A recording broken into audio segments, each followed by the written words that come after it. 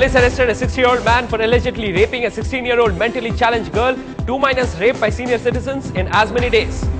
Shashikala's relative Ravanan gets in further trouble as a case of criminal intimidation and cheating filed against him 1 day after his arrest. The city police very clearly said that they have booked Ravanan under 3 sections of the Indian Penal Code.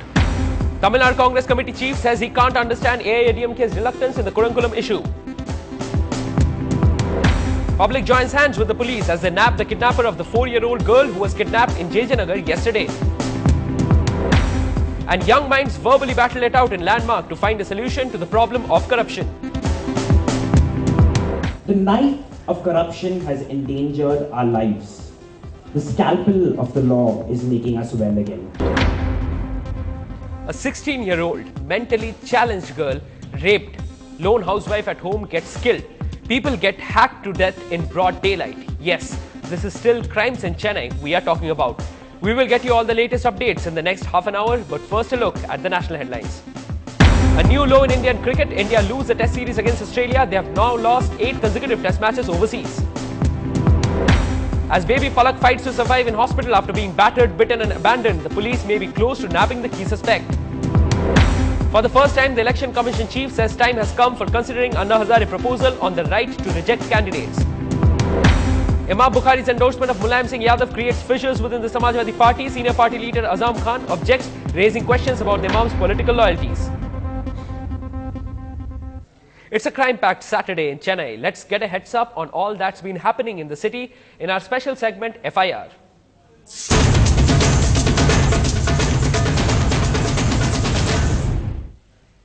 In our top story of the evening, in Vyasarpadi, police has reportedly arrested a man who allegedly took a 16-year-old mentally challenged girl to an isolated place and raped her. What is more shocking is that the accused is 60 years old. The police have arrested him and remanded at Pural prison. Incidentally, this is the third case of a senior citizen misbehaving with a teenage girl that has come to light in this week. On Thursday, police had arrested 2 senior citizens for raping a teenager and misbehaving with a 6-year-old girl at Vyasarpadi and Chittalapakam. Troubles get murkier for Ravanan as today the police filed a case of criminal intimidation and cheating against him. Ravanan is a relative of Jayalalitha's estranged aide Shashikala, who was expelled from the AIADMK and was arrested yesterday in Coimbatore for charges including abduction and extortion. The case is based on the complaint by property developer R. Krishnamurthy, and it alleges that Ravanan refused to return ₹1 crore he had received for getting sand quarry license for Krishnamurthy. Police sources also said that Ravanan had threatened the petitioner with dire consequences. The murder case in Palikarnai saw a latest development today as the 3 accused in the case were arrested by the police.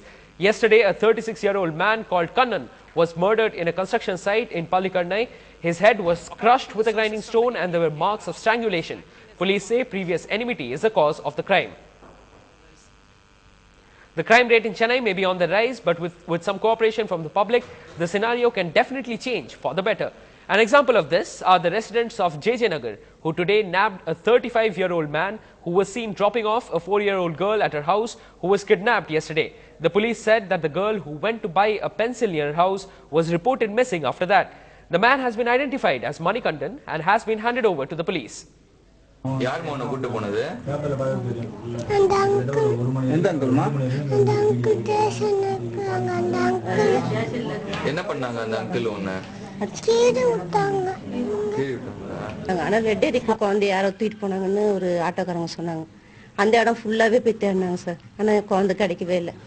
அதுக்கப்புறம் night ஃபுல்லாவே அவங்க police ரவுண்ட்ஸ்லயே ஃபுல்லா இருந்தா காலையில பார்த்தா எங்க குழந்தை காண போச்சோ அதே இடத்துல கொண்டு வந்து ஆட்டோல இறக்கி விட்டுட்டாங்க sir. And in the final crime update of the evening, illegal drugs continue making inroads into the city and destroying lives as another arrest was made today in the Nungamakam area.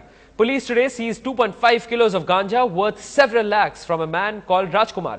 Rajkumar has been remanded to judicial custody.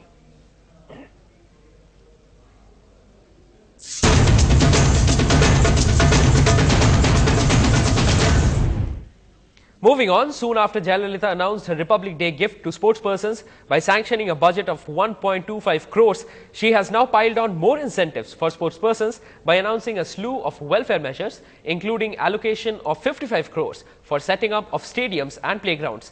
In a bid to encourage basketball and volleyball, indoor stadiums would be constructed at Trichy, Tiruvannamalai and Tirunelveli.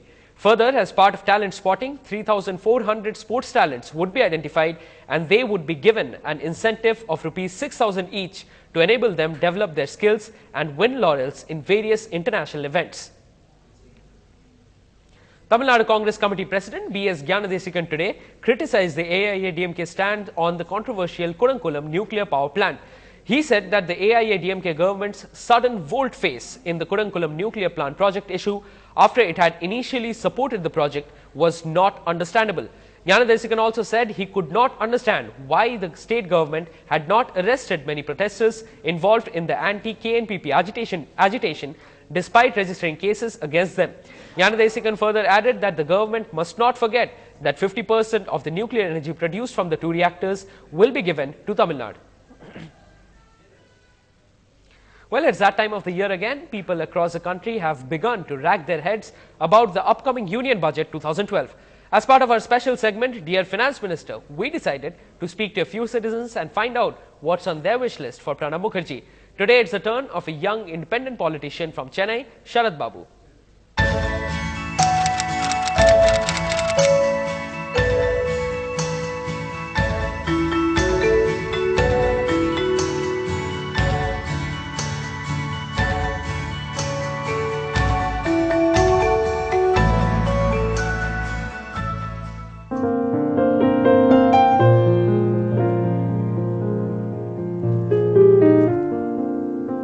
The whole state, especially the northern Tamil Nadu, is keeping its fingers crossed for the allocation of relief fund by the central government for the Thane hit areas. Sharad Babu Erumalai, a young entrepreneur and politician, places his demands for this cause and presents his long wish list to his dear Finance Minister.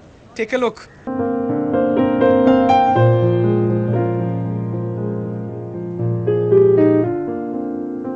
Dear Finance Minister, I would be happy if some measures are taken on the agriculture side so that the food inflation is contained and it could help middle class and lower middle class and poor people. And the second wish list would be, last year has seen at least 5 to 6 hike in petrol prices, and this hit the middle class again very severely. So I wish this time the price is not that much as compared to the previous year.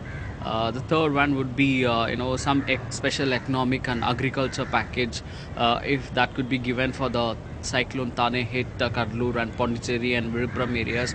That will be a real good thing that's happening for the people living in those areas, and also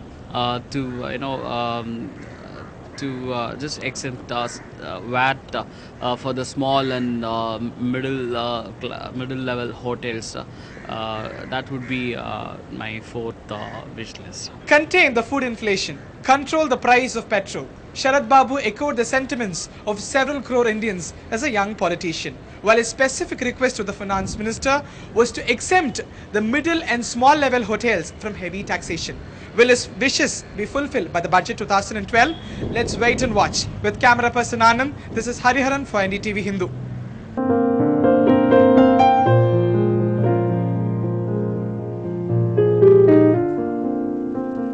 And India drowned in their tour down under. What went wrong on the other side of the break?